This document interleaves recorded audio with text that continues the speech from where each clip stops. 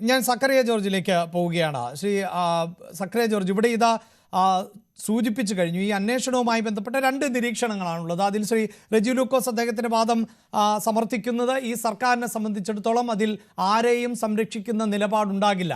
ഒരു കാര്യം വ്യക്തമാണ്, ഈ സർക്കാരിൻ്റെ കാലഘട്ടത്തിലാണ് ഈ അന്വേഷണം മുന്നോട്ട് പോകുന്നത്. അതേസമയം ഈ അന്വേഷണ സമിതി രൂപീകരിക്കപ്പെട്ടതാകട്ടെ ഹൈക്കോടതിയുടെ നിർദ്ദേശപ്രകാരമാണ്. ഹൈക്കോടതി നിരവധിയായ സംശയങ്ങൾ ആ സമിതി രൂപീകരിക്കുന്നതിന്, അന്വേഷണ സംഘത്തെ രൂപീകരിക്കുന്നതിന് മുമ്പും ചോദിച്ചതാണ്. പക്ഷേ ഒരു അന്വേഷണ സംഘത്തെ സംബന്ധിച്ചിടത്തോളം നമ്മൾ ഈ നടത്തുന്നത് പോലെയുള്ള വാദപ്രതിവാദങ്ങൾക്ക് അടിസ്ഥാനപ്പെടുത്തി മുന്നോട്ട് പോകാൻ സാധിക്കില്ല. അവർക്ക് കൃത്യമായി തെളിവുകൾ ശേഖരിക്കേണ്ടതുണ്ട്, മൊഴികൾ ലഭിക്കേണ്ടതുണ്ട്. അങ്ങനെ ആ മൊഴികളുടെ അടിസ്ഥാനത്തിൽ ഒന്നിന് പിന്നാലെ ഒന്നിലേക്കായി ബന്ധപ്പെടുത്തുക എന്നത് മാത്രമാണല്ലോ അവർക്ക് സാധ്യമാവുക. ഇപ്പോഴിതാ ലഭിക്കുന്ന വിവരങ്ങൾ അനുസരിച്ച് ഒരു പക്ഷേ വാസുവിലേക്കോ പത്മകുമാറിലേക്കോ ഒക്കെ എത്താം. അവിടെയും മറുഭാഗം അവിടെ നിലനിൽക്കുകയാണ്. ഇവർ ആസൂത്രിതമായിട്ടാണ് ഇത് നടത്തിയതെങ്കിൽ സ്വാഭാവികമായും ഒരു കള്ളം ചെയ്യാൻ അറിയാവുന്നവർ പിന്നീട് എങ്ങനെയും നിന്ന് പിടിക്കാൻ ശ്രമിക്കുമല്ലോ. അതിപ്പോൾ സ്വാഭാവികമായി തെളിവുകൾ നശിപ്പിക്കപ്പെടാം, തെറ്റായ വിവരങ്ങൾ ലഭിക്കാം, നിയമപരിജ്ഞാനമുള്ളവരുടെ അറിവുകൾ തേടാം. അത്തരം സാധ്യതകളൊക്കെ ഉണ്ടല്ലോ. ഈ രണ്ട് പുറത്തിൽ ആരോടൊപ്പം നിൽക്കാനാണ് താങ്കൾ താല്പര്യപ്പെടുന്നത്? എനിക്ക് സത്യത്തിൽ വളരെയധികം സന്തോഷമുണ്ട്. കാര്യം ഇതിനകത്തെ 3 പാനലിസ്റ്റുകളും ഇവിടെ അന്യായവും അസത്യവും നടക്കുന്നുണ്ടെന്നും ഇതിന് മാറ്റം വേണമെന്നും ഒരുപോലെ ആഗ്രഹിച്ച് ആത്മാർത്ഥമായിട്ട് സംസാരിക്കുന്ന ഒരു ഓപ്പർച്യൂണിറ്റി, ഒരു ടൈമായിട്ടാണ് ഞാൻ ഇതിനെ കാണുന്നത്. തീർച്ചയായിട്ടും അത് വളരെ വെൽക്കമിങ് ആണ്.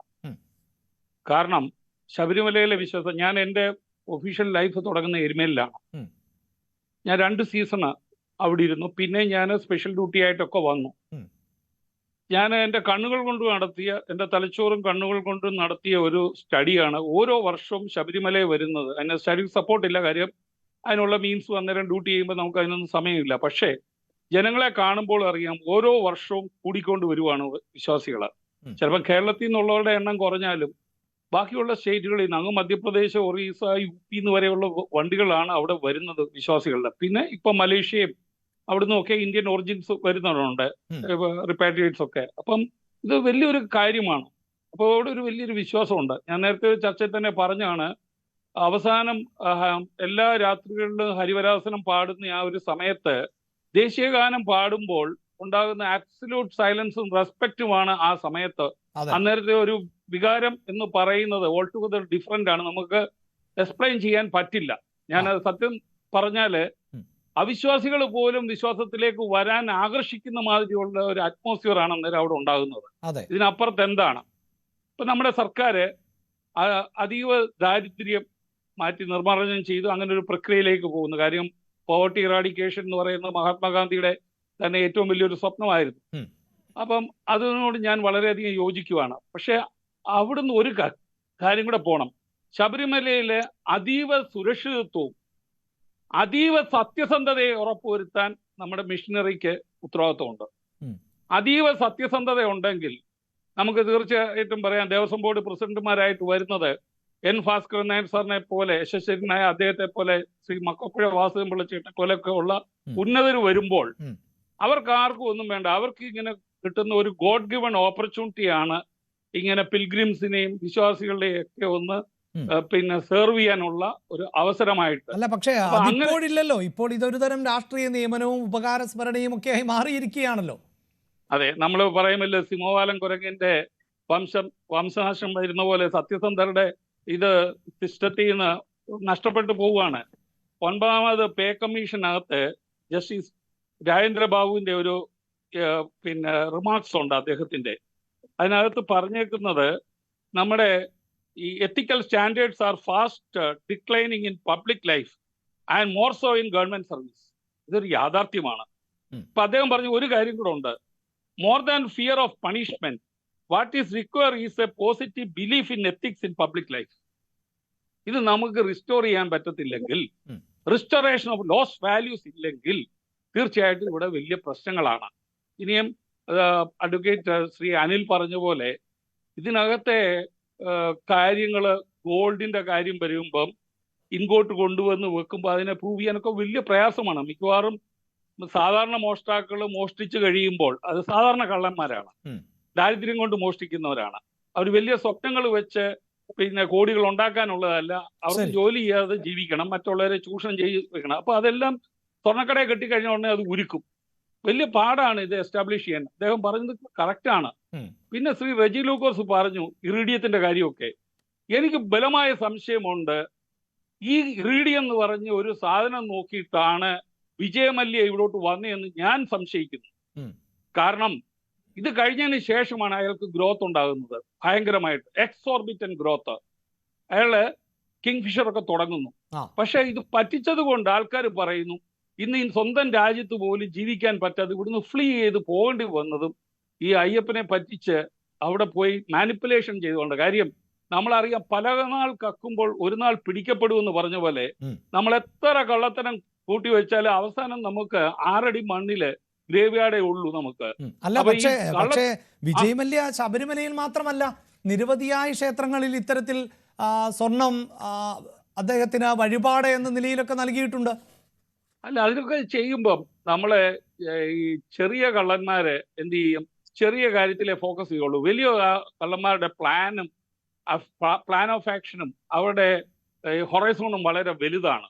അപ്പൊ ചിലപ്പോ അയാൾക്ക് ഇൻഫർമേഷൻ കിട്ടിക്കാണ്. ഈ റെജി ലൂക്കോസ് പറഞ്ഞ പോലെ ഇറിഡിയം പലയിടത്തും കാണുമെന്ന് കണ്ടു കാണും. അല്ല, പക്ഷേ അവിടെ സക്രിയ ജോർജ്, എന്റെ സംശയമാണ്, ഈ ഇറിഡിയം എന്ന് ആകട്ടെ അല്ലെങ്കിൽ എന്ത് ലോഹവസ്തുവാകട്ടെ, വിജയ് മല്യയുടെ കാലഘട്ടത്തിൽ സ്വർണം ഇറക്കുമതി ചെയ്ത് ആ സ്വർണം ഈ സന്നിധാനത്ത് വെച്ച് പരുവപ്പെടുത്തിയാണല്ലോ ഉപയോഗിച്ചത്.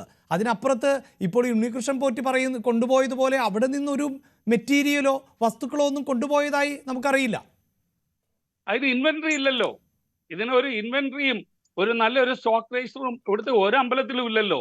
ട്രിവാൻഡ്രത്ത് കരമന അടുത്തൊരു ദേവസ്വം ബോർഡിന്റെ ഒരു ബിൽഡിംഗ് ഉണ്ട്. അവിടെ ഈ ആർട്ടിഫാക്ട്സ് എല്ലാം കൊണ്ട് വെച്ചേക്കുവാണ്, ആന്റിക് ഐറ്റംസ് ഒക്കെ. അവിടെ ഒന്ന് പോയി ഒന്ന് പരിശോധിക്കുക. നിങ്ങൾക്ക് ഇൻവെസ്റ്റിഗേറ്റീവ് ജേർണലിസം ഉണ്ടല്ലോ, അവിടെ എന്തൊക്കെ ഉണ്ടെന്ന് നോക്ക്. ഓരോ വർഷവും ഇപ്പം ജസ്റ്റിസ് ശങ്കറിനെ ഹൈക്കോടതിക്ക് വിടേണ്ടി വന്നു.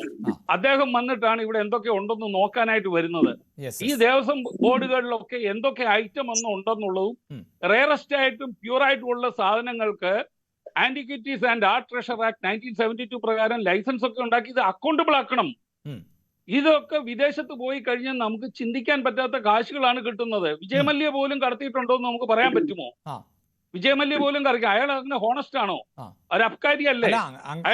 ശ്രീ രാജേഷ് പറയുന്നത് പോലെ ഇതൊക്കെ ഇത്തരം സംവിധാനത്തിലൂടെ ഒരു ലൂസായ സിസ്റ്റത്തിലൂടെ പോകുന്നു എന്നതുകൊണ്ടും ഹൈന്ദവ വിഭാഗത്തിൽപ്പെട്ട വിശ്വാസികൾക്ക് ഇതിലൊരു ഇടപെടലും നടത്താൻ പറ്റുന്നില്ലല്ലോ.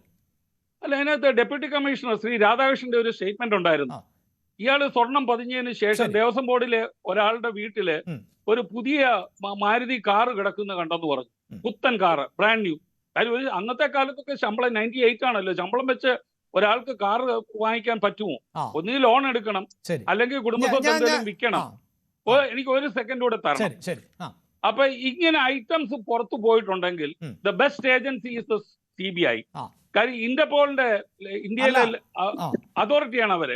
തീർച്ചയായും ശ്രീ സക്രിയ ജോർജ്, ഞാനിന്ന് ഇടപെടുന്നത് ഇത്തരം പദവികളിലൊക്കെ ഇരുന്നാൽ മറ്റു പലതരത്തിലുമുള്ള ആനുകൂല്യങ്ങളും സാമ്പത്തിക സ്രോതസ്സും ഒക്കെ എല്ലാവർക്കും അറിയാവുന്നതാണ്. ഇതിപ്പോൾ ഈ അയ്യപ്പന്റെ സ്വത്ത് തന്നെ അടിച്ചു മാറ്റി എന്നിടത്താണ് ഇത് വലിയ വിവാദവും ചർച്ചയും ഒക്കെ ആയി വന്നത്. അല്ല, അത് തീർച്ചയായിട്ടും ഈ സ്വത്ത് മാറ്റി എന്ന് പറഞ്ഞ ആൾക്കാർ, നമ്മുടെ മുഖ്യമന്ത്രി അദ്ദേഹം വന്ന 2016 തന്നെ അദ്ദേഹം പറഞ്ഞു ഇങ്ങനെ കുറെ പ്രതിഭാസങ്ങളൊക്കെ വരും, നമ്മൾ സൂക്ഷിക്കണം എന്ന് പറഞ്ഞു. അത് എല്ലായിടത്തും സൂക്ഷിക്കണം, എല്ലായിടത്തും സൂക്ഷിക്കണം, എല്ലാ ഉദ്യോഗസ്ഥരും സൂക്ഷിക്കണം. എങ്കിലേ സത്യസന്ധത പുലർത്താനായിട്ട് പറ്റുള്ളൂ. അപ്പൊ ഇത്തരത്തിലുള്ള അൺവാണ്ടഡ് എലമെന്റ്സിനെ മാറ്റി നിർത്താൻ കഴിയുമ്പോഴാണ് നമ്മുടെ ഇവിടെ ഗുഡ് ഗവേണൻസ് ഉണ്ടാകുന്നതെന്നാണ് എന്റെ വിശ്വാസം. അപ്പോൾ എന്താണ് താങ്കൾ പറയുന്നത്? ഇപ്പോഴത്തെ ഈ അന്വേഷണ സംഘത്തിന് ഈ വമ്പൻ സ്രാവുകൾ ഇതിന് പിന്നിലുണ്ടെങ്കിൽ അതിലേക്ക് എത്താൻ പറ്റുമോ? ഞാൻ ആദ്യമേ ചെയ്യാൻ എനിക്ക് ഉദ്ദേശിക്കുന്ന ഒരു കാര്യം പറയാം.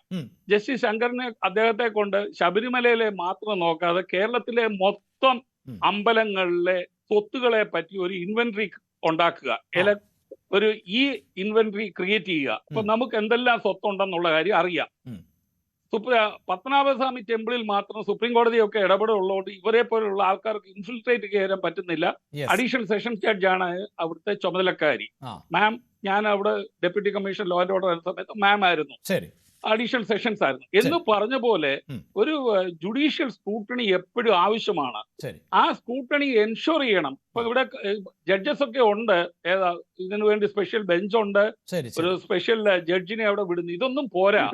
ഇതിനൊക്കെ അപ്പുറം സഞ്ചരിച്ചാലേ നമുക്ക് വരാം. കാര്യം ഈ വിലയേറിയ സാധനങ്ങളും ഒരു പക്ഷേ അത് ഒരു തുടക്കമായി മാറട്ടെ എന്ന് നമുക്ക് പറയാൻ സാധിക്കും.